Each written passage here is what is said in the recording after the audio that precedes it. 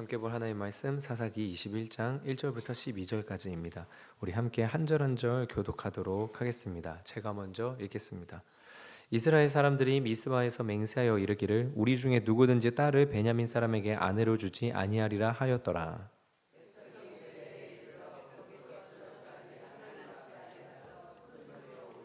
이르되 이스라엘의 하나님 여호와여 어찌하여 이스라엘에 이런 일이 생겨서 오늘 이스라엘 중에 한 지파가 없어지게 하시나이까 하더니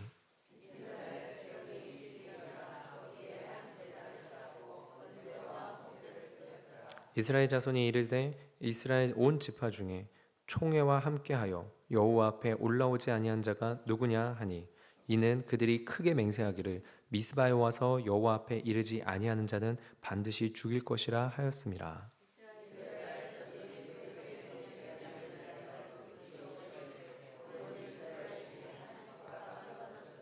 그 남은 자들에게 우리가 어떻게 하면 아내를 얻게 하리요? 우리가 전에 여호와로 맹세하여 우리의 딸을 그들의 아내로 주지 아니하리라 하였도다.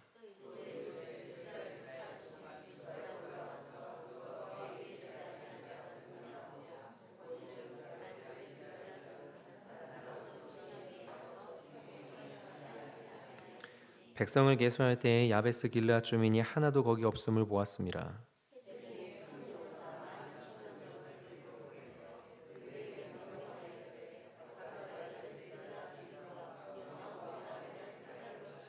너희가 행할 일은 모든 남자 및 남자와 잔 여자를 진멸하여 바칠 것이니라 하였더라. 그들이 야베스 길르앗 주민 중에서 젊은 처녀 400명을 얻었으니 이는 아직 남자와 동침한 일이 없어 남자를 알지 못하는 자라. 그들을 실로 진영으로 데려오니 이곳은 가나안 땅이더라. 아멘. 하나님 크신 은혜에 감사함 찬양드립니다라고 무명으로 감사헌금 드리셨고요. 그리고 김윤 성도님 이름으로 1,000번째 드리셨습니다. 우리 같이 함께 기도하도록 하겠습니다. 하나님, 우리가 함께 매일같이 이렇게 기도하는 자리에 있는데 우리의 기도가 결코 땅에 떨어지지 아니함을 우리가 보게 하여 주시옵소서. 하나님, 주님 앞에서 우리의 기도가 쌓여가고 주님께 상달되어지며 하나님께서 우리에게 소원을 두고 행하시는 일이 우리의 기도가 되는 줄로 믿고 간구할 수 있는 믿음이 있게 하여 주시옵소서. 특별히 물질을 바친 성도님들에게 아버지 하나님 은혜에 은혜를 더하시고 아버지 바쳐진 모든 물질들이 쓰임받는 곳마다 주의 복음이 전파되게 하시며 아버지 하나님의 나라가 오는 것을 보게 하여 주시옵소서.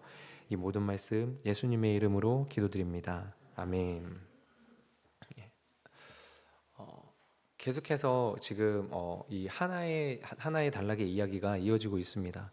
어저께 우리가 함께 봤던 부분, 하나님께 3번 묻고 베냐민 지파와 전쟁에서 승리한 이스라엘 지파 연합군의 이야기가 계속 이어지는데 이 이스라엘 지파 연합군이 베냐민 지파를 진멸하는 단계까지 나아가게 됩니다. 그런데 전쟁의 승리를 기뻐해야 하건만 온전히 그 전쟁의 승리를 기뻐할 수가 없었습니다. 왜냐하면 하나님이 허락하신 지파 중에 한 지파가 완전히 사라질 위기에 놓였기 때문입니다.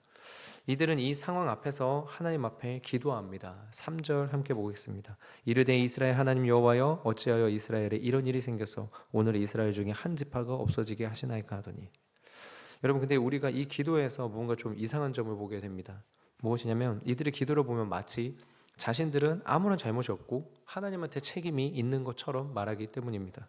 하나님 어찌하여 이런 일이 생기게 하시나이까? 오늘 우리가 함께 살펴볼 내용은 모든 문제의 원인은 내가 정당하다는 것에서 시작된다는 것입니다. 여러분, 본문에서 이스라엘 백성들은 맹세를 했었는데 내용이 무엇이냐면 베냐민 지파에게 자신들의 딸을 주지 않겠다는 맹세입니다. 사실 여러분, 이 맹세의 내용은 누구를 대상으로 해야만 하는 것이냐 하면 이방인들입니다. 하나님께서 이방인들과 통혼하지 말라고 하셨기 때문에 이방인들에게 딸을 주지 말자는 맹세를 하는 것이 맞습니다. 그런데 지금 그 맹세를 이스라엘이 누구를 향해서 하느냐 하면 베냐민 지파를 향해서 하고 있습니다. 이것은 이들의 마음 가운데 베냐민 지파를 이방인처럼 취급했다는 것을 보여주는 증거입니다. 어제 이미 살펴본 것처럼 그래서 이들은 베냐민과의 전쟁에서 처음 물을 때 아예 이들을 이방인과 같이 대하는 태도였습니다.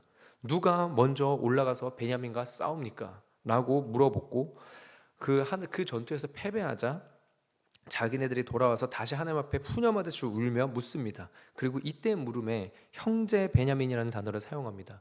20장 23절입니다. 이스라엘 자손이 올라가 여호와 앞에서 저물도록 울며 여호와께 여쭈어 이르되 내가 다시 나아가서 내 형제 베냐민 자손과 싸우리이까 하니 여호와께서 말씀하시되 올라가서 치라 하시니라. 이들이 두 번이나 패배하면서 하나님 앞에 회개하였고 베냐민 지파에 대해 가져야 마음의 자세를 바꿨어야 했지만 결국에는요 베냐민 지파를 이방인 대하듯 다 죽여버리는 일을 저지르게 됩니다. 20장 48절입니다. 이스라엘 하나님이 베냐민 자손에게로 돌아와서 이스라엘 사람이 베냐민 자손에게로 돌아와서 온 성읍과 가축과 만나는 자를 다 칼날로 치고 닥치는 성읍은 모두 다 불살랐더라. 여러분, 이 전쟁의 모습, 이런 모습은 이스라엘이 여호수아 세대 때 가나안을 정복할 때 나타났던 모습인 것입니다. 이들이 왜 이렇게까지 잔인하게 행했을까요? 왜 자신들의 딸들을 주지 않겠다는 맹세를, 이방인들에게 하는 맹세를 이들이 자신 있게 할 수 있었던 걸까요? 그 이유는 이들 스스로가 정당하다고 여기기 때문입니다. 이들이 모인 이유가 기브아 사람들의 패역한 죄 때문이었고 이들은 전쟁 가운데 하나님께 기도했으며 그 전쟁의 결과가 승리였습니다. 되어지는 모든 일들을 볼 때에 원인, 과정, 결과 모두가 자기들이 옳다는 것을 나타내고 있으니 확신을 한 겁니다. 우리는 선이고 너희는 악이다. 그렇게 강한 확신을 가지고 있었기 때문에 그렇기 때문에 맹세를 하게 된 것고 자기들끼리 한 맹세 때문에 하나님께서 원하시는 결과를 보지 못하는 것입니다.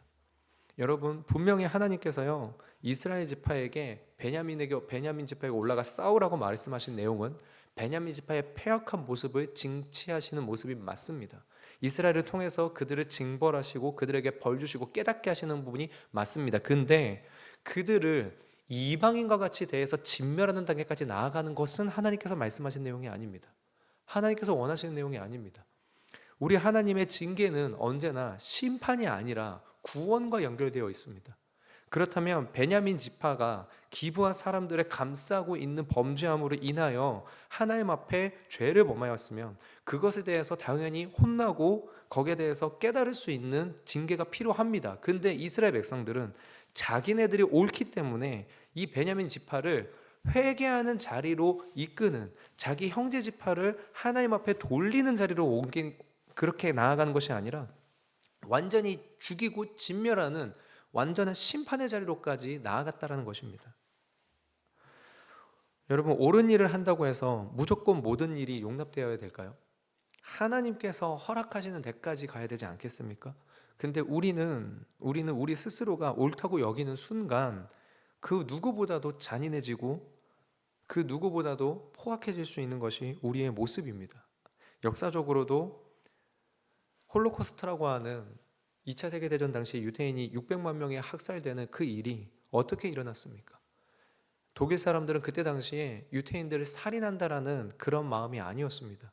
자기네들이 정당하고 우수하고 열등한 민족을 제거함으로 인해서 온 인류의 부흥과 온 인류의 발전을 위해서 힘쓰고 있다라는 분명한 확신과 선한 의도를 가지고 있었다고 합니다.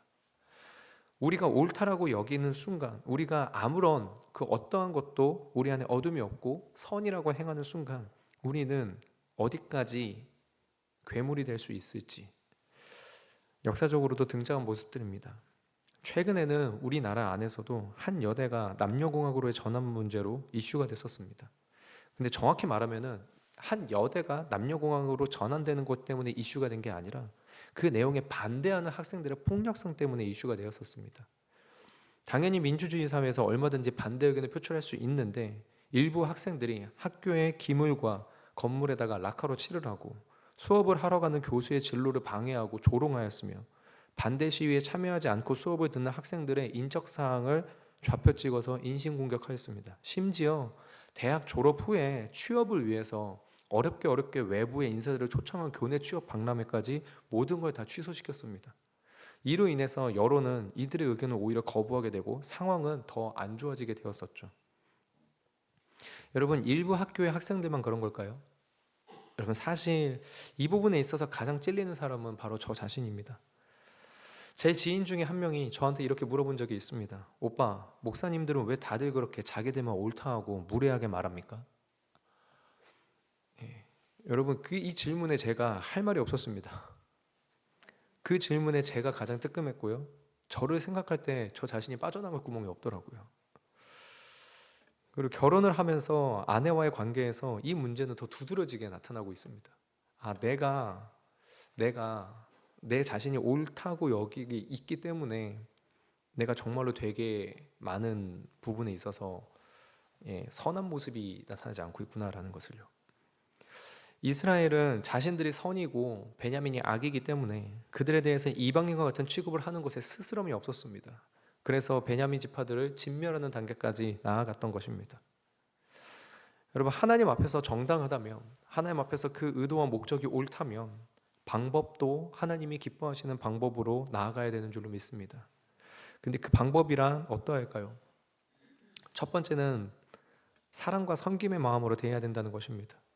우리 주님이 우리에게 가르쳐 주신 것이 그것이지 않습니까? 사랑과 섬김으로 너희가 서로 사랑해라, 너희가 서로의 발을 씻겨주어라. 그런데 동시에 함께 약속한 규칙과 원칙을 행해야 될 줄로 믿습니다. 사랑으로 하는 일이니까 본래 정한 규칙을 넘어서서 이득을 취하려고 하거나 아니면 반대로 과하게 베풀려고 하면은 안 되는 것이겠죠. 아무리 자녀가 사랑스러워도 부모가 원칙을 가지고 대하지 않으면 자녀는 방만해지게 됩니다. 반대로 원칙만 따지고 사랑과 섬김이 없다면 그 조직의 규율은 사람을 살리는 규율이 될 수가 없겠죠. 사랑과 섬김의 자세로 원칙을 가지고 나아가는 것이 하나님 앞에서 옳다 여김받는 믿음의 백성들이 방법까지도 선하고 옳게 행하는 길인 줄 믿습니다. 이어서 함께 살펴볼 내용은 적당히 눈 감고 넘어가는 죄는 없다라는 것입니다. 8절과 9절입니다. 또 이르되 이스라엘 지파 중에 미스바에 올라와서 여호와께 이르지 아니한 자가 누구냐 하고 본즉 야베스 길르앗에서는 한 사람도 진영에 이르러 총회에 참여하는 이가 없었으니 백성을 계수할 때에 야베스 길르앗 주민이 하나도 거기 없음을 보았습니다. 하나님은 이스라엘 지파 연합군이 두 번의 패배를 통해서 자신들의 모습을 돌아보기 원하셨습니다.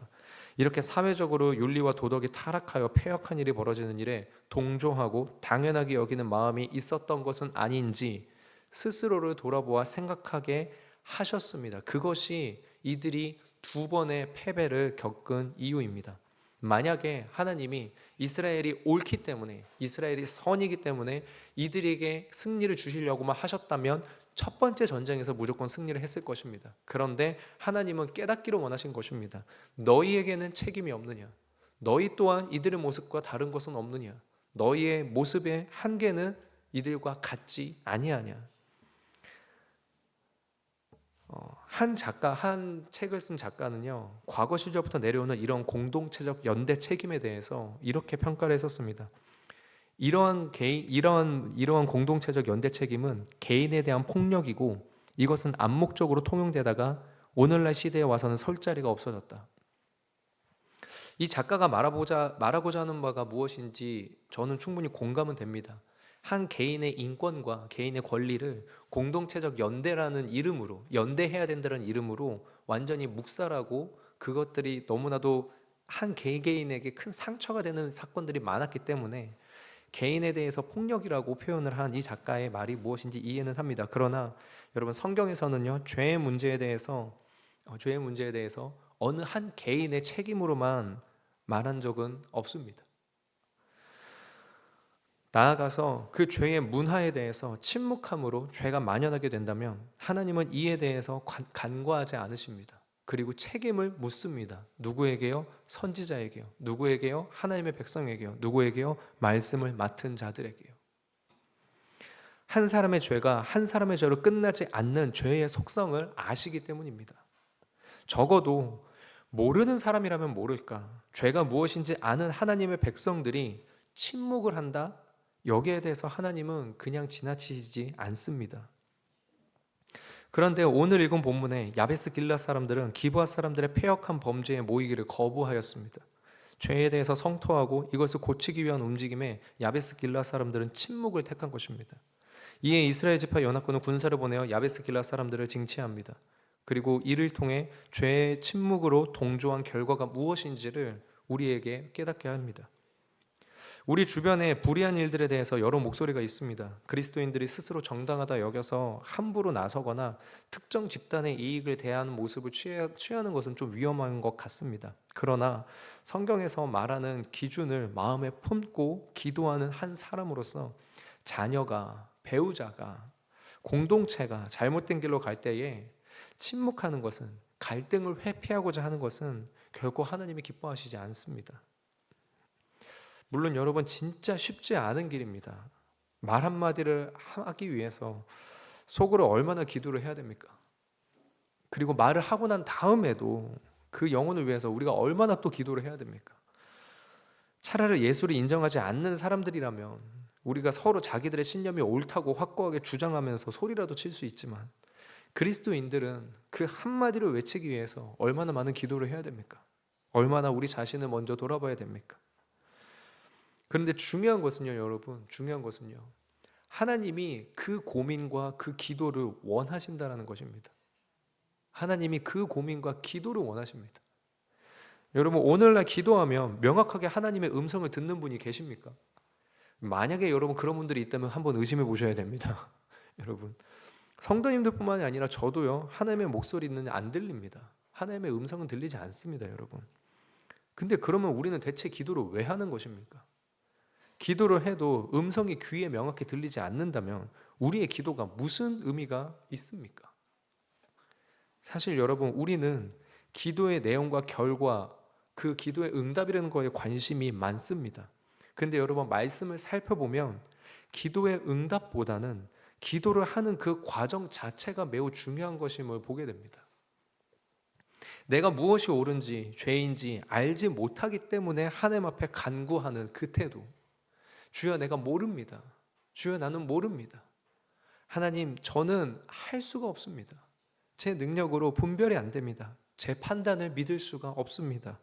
그 연약한 자세로 주님 앞에 나아가 엎드리는 그 기도하는 태도, 그 과정, 그 시간 자체가 하나님께서 바라보시는 시간이라는 거고, 하나님께서 바라보시는 기도라는 것입니다. 그리고 그 고민과 그 기도, 주님 앞에 엎드리는 그 고민과 기도가 그 자체로 누군가에게 위로가 되고 도전이 되는 때가 많다라는 것입니다. 여러분, 이렇게 간구하는 사람은 결코 쉽게 죄에 대해서 침묵하지도 않고 넘어가지도 않습니다. 자기 자신이 옳다라는 확신이 없기에 하나님을 의지하고, 어떻게 주님 앞에, 어떻게 이 시대 앞에, 어떻게 내 가족에게, 내 지인에게, 내 친구에게, 사랑하는 자에게 이 옳고 그름에 대해서 한마디로 어떻게 전해야 될까를 고민하고 주님 앞에서, 주여, 내가 어떻게 말해야 됩니까? 나는 모르겠습니다. 주여, 나는 약합니다라고 하는 이 자세로 나아가는 이 모습이, 이 조심스러움이 하나님 앞에서 하나님께서 원하시는 자세이자 그 상대방에게 위로가 되고, 그 상대방이 우리가 전하는 말을 들을 수 있게 하는 태도와 자세가 되기 때문입니다.